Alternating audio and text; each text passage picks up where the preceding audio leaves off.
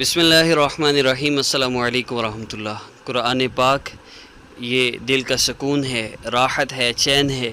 اس کا سننا، اس کا پڑھنا عبادت ہے، اور اللہ رب العزت نے اس اپنی مبارک کتاب کو دلوں کا سکون بھی بتایا ہے، اور اللہ رب العزت کی یاد میں ویسے ہی بڑا سکون ہے۔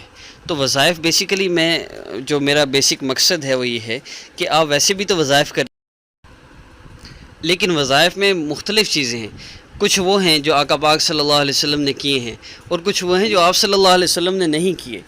آپ صلی اللہ علیہ وسلم نے اللہ رب العزت کے اسماء مبارکہ کے جو وظائف ہیں، اب احادیث مبارکہ میں باوضو رہنے سے رزق کا بڑھنا، یہ ساری چیزیں تو آتی ہیں، لیکن ہم جو شوہر کی محبت کے لیے یا ودودو پڑھتے ہیں، اور یہ اللہ رب العزت کے اسماء مبارکہ کو پڑھنے سے فائدہ ضرور ہوتا ہے، لیکن یہ بات یاد رکھیے کہ یہ مسنون نہیں ہے، مسنون اعمال اور ہیں۔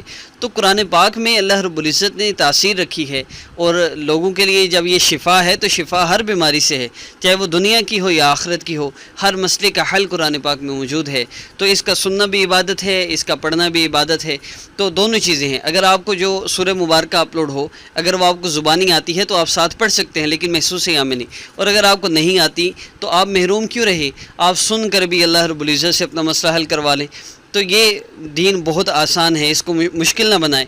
بہت سے لوگ لاکھوں مرتبہ صورت پڑھے ہیں، یہ صورت اتنی دفعہ پڑھ لو، اور یہ صورت اتنی، ان صورتوں کے وظائف کے طور پہ پڑھنے کی وجہ سے لوگوں پر اثرات ہوتے ہیں، اور لوگ، ظاہر سی بات ہے ہماری کیپیسٹی 20 کلو اٹھانے کی ہے، جب 40 کلو 60 کلو اٹھائیں گے تو درد تو ہوگا ہی۔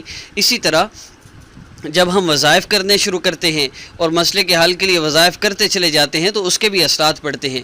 جس طرح میڈیسن کا افیکٹ ہو جاتا ہے، اسی طرح ان وظائف کا بھی ہوتا ہے۔ پھر کہتے ہیں جی بھئی ہم نے تو وظیفہ کیا تھا، اب تو بلڈ پریشر بہت ہائی رہنے لگا ہے، اب تو مسئلہ اور زیادہ بڑھتا جا رہا ہے، اب تو یہ ہو گیا۔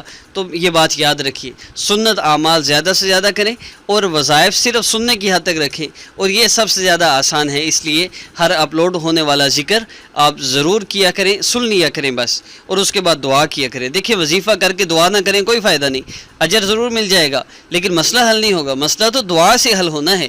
تو آپ تلاوت سن کر، اللہ رب العزت کا مبارک کلام سن کر پھر دعا کر لیا کریں، انشاءاللہ اس سے آپ کو بہت زیادہ فائدہ ہوگا، اور اسی میں آپ کے مسائل کا حل ہے۔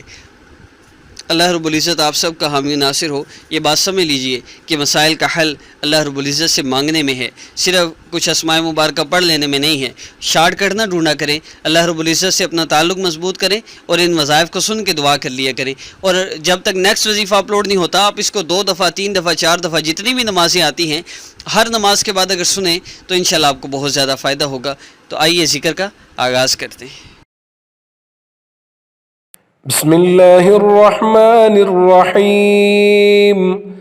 قل هو اللہ احد اللہ الصمد لم یلد ولم یولد ولم یکن له کفوا احد۔ بسم اللہ الرحمن الرحیم۔ قل هو اللہ احد اللہ الصمد لم یلد ولم یولد ولم یکن له کفوا احد۔ بسم اللہ الرحمن الرحیم۔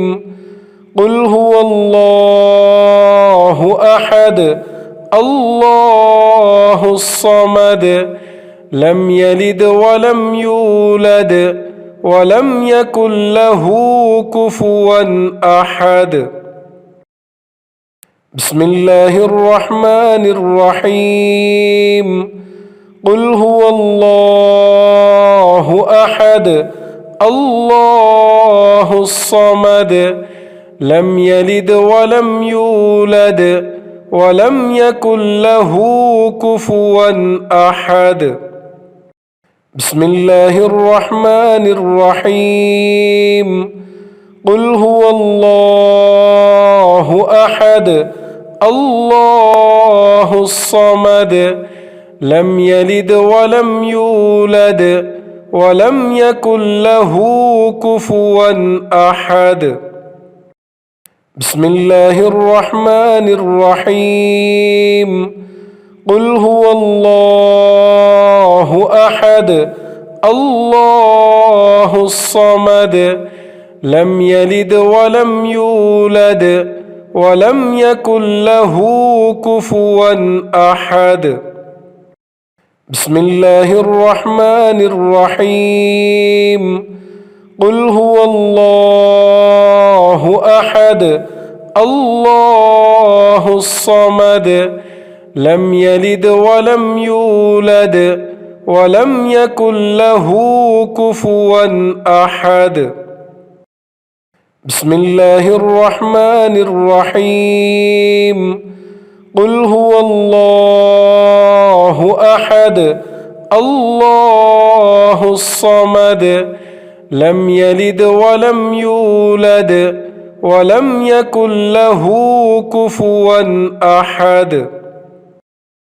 بسم الله الرحمن الرحيم قل هو الله أحد الله الصمد لم يلد ولم يولد ولم يكن له كفوا أحد بسم الله الرحمن الرحيم قل هو الله أحد الله الصمد لم يلد ولم يولد ولم يكن له كفوا أحد بسم الله الرحمن الرحيم قل هو الله أحد الله الصمد لم يلد ولم يولد ولم يكن له كفوا أحد